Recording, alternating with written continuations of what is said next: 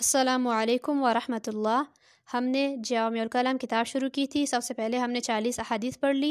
अब हम 40 दुआएं पढ़ रहे हैं। आज हम 13वीं और 14वीं दुआ पढ़ेंगे। 13वीं दुआ है बिस्मिल्लाहिर्रहमानिर्रहीम। जब मस्जिद से निकले तो ये दुआ पढ़े, अल्लाहुम्मा इन्नी अस्अलुका मिन फ़ज़लिक, अल्लाहुम्मा इन्नी अस्अलुका मिन फ़ज़लिक।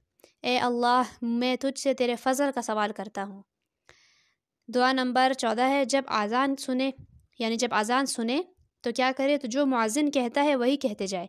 यानी जब मुअज़्ज़िन कहे अल्लाह अकबर तो हमें कहना चाहिए अल्लाह अकबर। जितनी बार 4 मरतबा मुअज़्ज़िन कहता है अल्लाह अकबर, हमें 4 मरतबा कहना चाहिए अल्लाह अकबर। फिर मुअज़्ज़िन 2 मरतबा कहता है अशहदु अल्ला इलाहा इल्लल्लाह, हमें भी यही दोहराना चाहिए। फिर मुअज़्ज़िन 2 मरतबा कहता है अशहदु अन्ना मुहम्मदुर रसूलुल्लाह। उसके बाद मुअज़्ज़िन 2 मरतबा कहता है हय्य अला सलाह और फिर कहता है हय्य अलल फलाह। तो ये जो 4 लाइनें वो पढ़ता है, यानी ये 4 जुमले जब मुअज़्ज़िन कहे तो हमें कहना चाहिए ला हौला वला कुव्वता इल्ला बिल्लाह। ठीक है, ये अज़ान का जवाब कहलाता है। यानी हम कहते हैं ना अज़ान का जवाब दो, तो अज़ान का जवाब क्या है, वो ये है कि जो मुअज़्ज़िन कहे आप वही कहते जाएँ। और जब वो हय्य अला सलाह और हय्य अलल फलाह कहे तो आप कहे ला हौला वला कुव्वता इल्ला बिल्लाह। ठीक है। दुआ नंबर 14 अब आ रही है। ठीक है, ये जो पिछली थी ये अज़ान के साथ, यानी जब मस्जिद से निकले तो ये दुआ पढ़े और जब अज़ान हो रही हो तो ये दुआ पढ़े, यानी अज़ान का जवाब दे।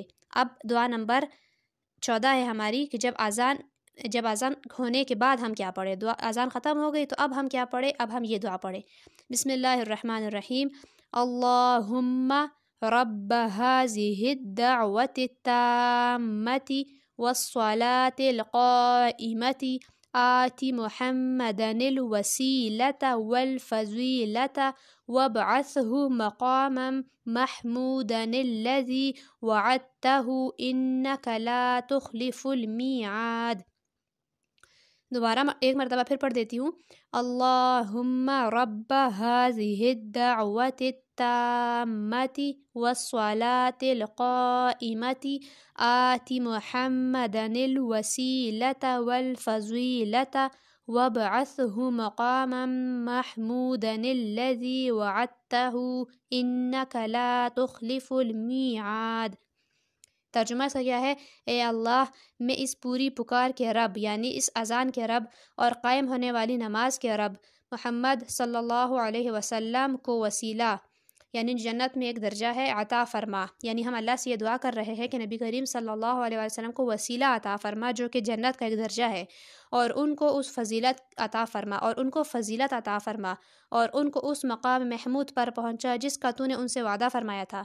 बेशक तू वादा खिलाफ़ी नहीं करता। इस दुआ को अच्छी तरह से याद कर लीजिए।